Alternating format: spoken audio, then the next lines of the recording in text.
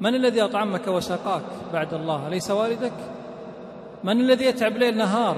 من الذي يتحمل الديون؟ أليس والدك؟ من الذي يلبسك؟ من الذي يشقى لأجلك؟ أليس والدك؟ ولكن الأم فقط تأتي عنده وتقبل يدها، والوالد ما له شيء. حرام عليك يا أخي. الوالد يبكي ليل نهار ويتعب ليل نهار ويعاني من هموم الناس وآلام الناس، كل ذلك لكي تأكل وتشرب وتسكن أنت وأمك، ولا تعلم كم تحمل لأجل ابتسامتك أنت وأمك وأخواتك. أليس كذلك يا الأحبة؟ حرام علينا هذا الفعل مع والدنا.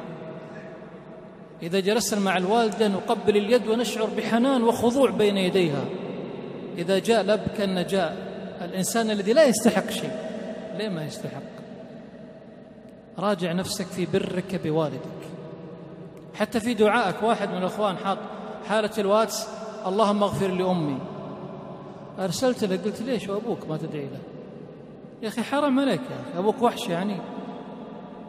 وسوى بير لأمه، قلت: ليش ما تسوي لوالدك؟ أعوذ بالله من قسوة القلب. هو يرى أن في الجنة ترى، وأن بار بأمه، وأن يا أخي يمكن الله غضب عليك لأنك أهملت والدك. قال: يا أخي والدي أحيانا شديد.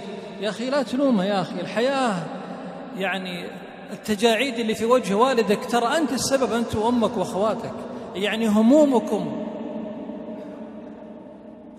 يا أخوان اتقوا الله في آبائكم.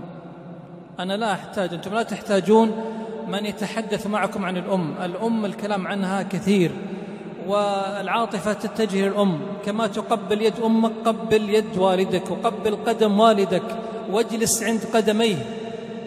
ترى إنسان بحاجة لك.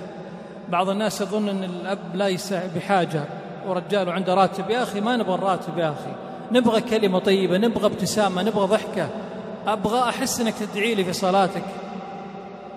هذه مشاعر الآباء. بعض الآباء أحيانا يصلي معي ويبكي، والله يا أخوان شايب يبكي. ايش فيك يا والد؟ ولدي يرفع صوته علي، ولو علم الواء هذا الابن كم تعبت لأجله هو بس عشان يقول له صل، يرفع صوته وكاد يضربني.